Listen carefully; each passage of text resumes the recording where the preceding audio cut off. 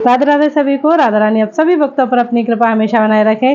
तो हमारे यहाँ दर्शन कीजिए हमारे लड्डू बाबू के। ये देखिए, ये हमारे दोनों छुटकू छुटकू बैठे हुए हैं यहाँ, और ये मेरे माधव बैठे हुए हैं, और एक ये हमारे यहाँ नए आए हैं। ये देखिए, ये ठाकुर जी नए आए हैं, और ये आए हैं हमारे यहाँ मेकअप करवाने के लिए। लेकिन अच्छी बात ये है कि ये हमारे यहाँ 15 से 20 दिन यहाँ पर रुकने वाले हैं। ये बहुत अच्छी बात है। इन्होंने हम पर कृपा की है, हमें अपनी सेवा प्रदान की है, इसके लिए बहुत बहुत आभार है इनका।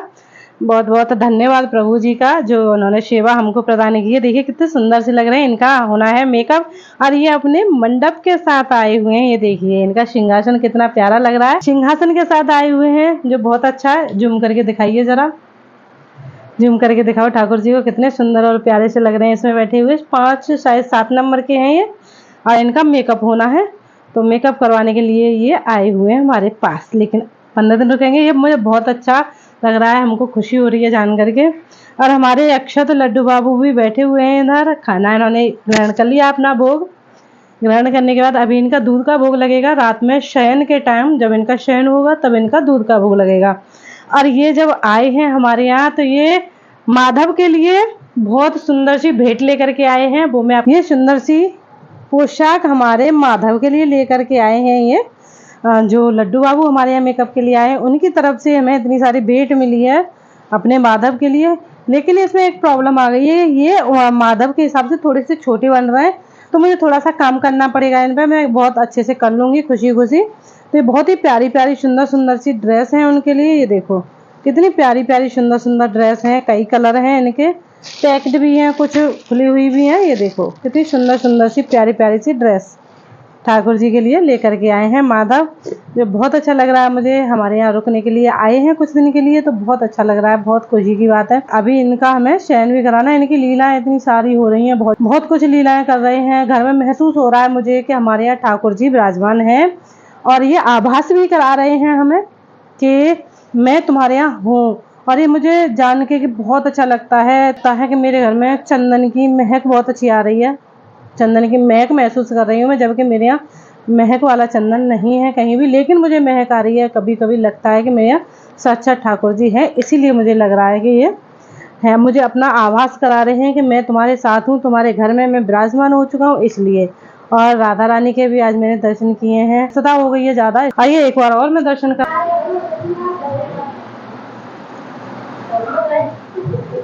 यहाँ पर ये गौ माता बैठी हुई हैं, ये आप देख सकते हो। और यहाँ मेरे अक्षत और लड्डू बाबू दोनों एक साथ बैठे हुए हैं। देखिए कितने प्यारे लग रहे हैं, दोनों की जोड़ी कितनी अच्छी लग रही है, कितने सुंदर लग रही है। और यहाँ पर हमने रामायण को रख रखा है। ये इनके मुकुट रखे हैं गौ माता के पीछे। ये देखिए, माधव को हमने इधर लिया है, यहाँ पे बिठाया है। और यहाँ पर ये देखिए कितने सुंदर से लग रहे हैं। और ये देखिए यहाँ पर बैठे हुए हैं हमारे यहाँ अतिथि आए हुए हैं, हमारे ठाकुर जी आए हुए। देखो कितने सुंदर प्यारे से लग रहे हैं, गोलू मोलू से।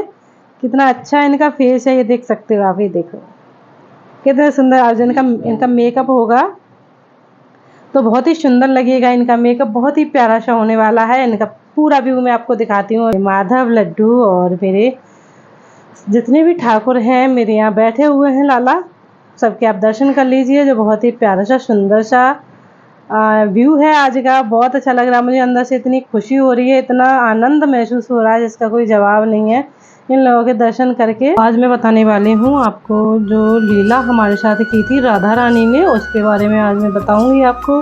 भाव आ रहा है कि मैं इस लीला को बताऊँ, तो प्रेरणा हुई है कान्हा की, राधा रानी की, उस बारे में मैं आज बताऊँगी आपको कि राधा रानी ने मुझे कैसे दर्शन दिए हैं।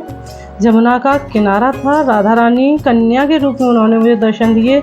मैं सुबह जगी तो मुझे बहुत अच्छा लगा कि मेरी राधा रानी, ये तो साक्षात राधा रानी थी जो मेरे साथ आई थी। मुझे भी आपके यहाँ आना है।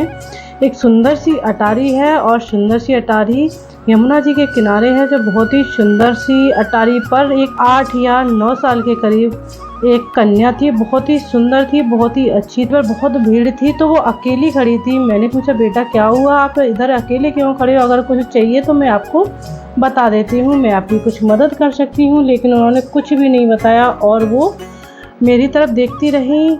और जब देख रही थी तो ऐसा लग रहा था कि साक्षात ये कोई बहुत ही दिव्य आत्मा है, महान है, लेकिन मुझे साक्षात उनका रूप नहीं दिखा। एक कन्या के रूप में मुझे दर्शन दिया, तो मुझे समझने में थोड़ा सा समय लगता है। ऐसी आभास हो रहा था उनका अलौकिक तेज देख करके। उनकी बड़ी बड़ी आँखें, बहुत सुंदर उनका श्रृंगार था, लेकिन बहुत ही उदास खड़ी हुई थी। मैंने पूछा, बेटा क्या हुआ आपको, क्यों आप उदास खड़ी हुई हो?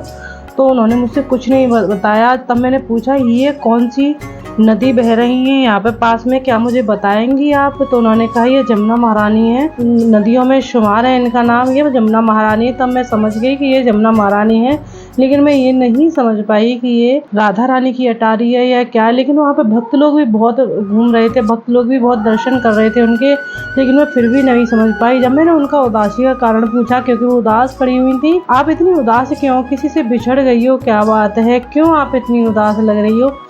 तो राधा रानी ने मुझे कुछ नहीं कहा। फिर मैंने उनसे ज़्यादा मिन्नतें की। एक बार मैं वहाँ से निकल भी गई। अब जब निकल गई तो मुझे लगा कि ये होंगी, कोई खड़ी होगी वैसे ही मेरी बच्ची लाड़ो। लेकिन उन्होंने जब मुझे वो दूसरी बार मिली, इस बार थोड़ा सा ज़्यादा उनसे आग्रह किया, पूछा कि बेटा आप इतना उदास क्यों खड़ी हो और बार बार मेरे सामने आ रही हो, तो आप किसी को अगर कोई मदद चाहिए तो मुझे बता सकते हो। तो उन्होंने कहा, आपने मुझे क्यों नहीं बुलाया है अपने घर, मुझे क्यों नहीं लेकर के गई हो? तो ये क्या कहना चाह रही है, मैंने क्यों नहीं लेके, जब मैंने जानती भी नहीं हूँ, ना मैं इनसे पहले कभी मिली हूँ, ना मैंने इनको पहले कभी देखा है।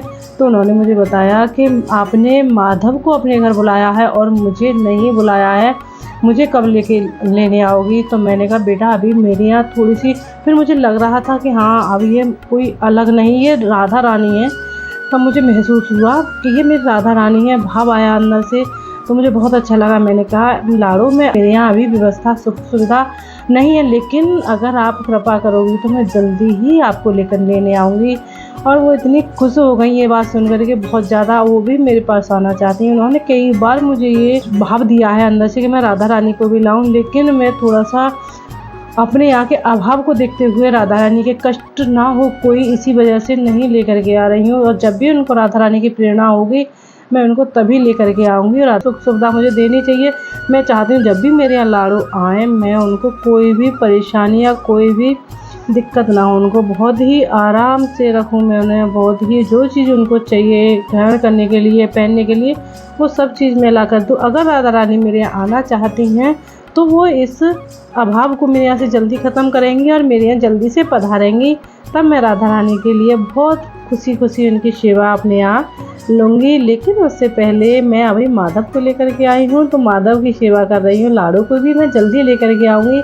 अगर लाड़ो मेरे यहाँ आना चाहती हैं तो मैं उनका बहुत ही अच्छे से स्वागत करूँगी। अगर राधा रानी की कृपा रही, तो लाड़ो की कृपा रही, तो मैं बहुत ही अच्छे से उनका स्वागत और सत्कार करूँ। ऐसी राधा रानी से विनती है, राधा रानी अब जब भी मेरे घर आओ तो मैं अच्छे से स्वागत करूं। लाला की तरह नहीं लेके आना चाहती, क्योंकि लाला को मैं बहुत ही अभाव में लेकर के आई हूँ अपने यहाँ। अगर राधा रानी मुझसे इतनी प्रसन्न है, मेरे पास आना चाहती हैं, तो मैं इतनी कृपा ज़रूर करना राधे कि मैं आपको स्वागत करके लेकर के आऊँ। लाला की तरह चुपचाप नहीं।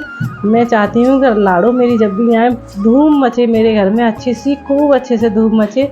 तो मेरे यहाँ लाड़ो पधारी हैं, सबको पता चले कि मेरे यहाँ लाड़ो पधारी हैं।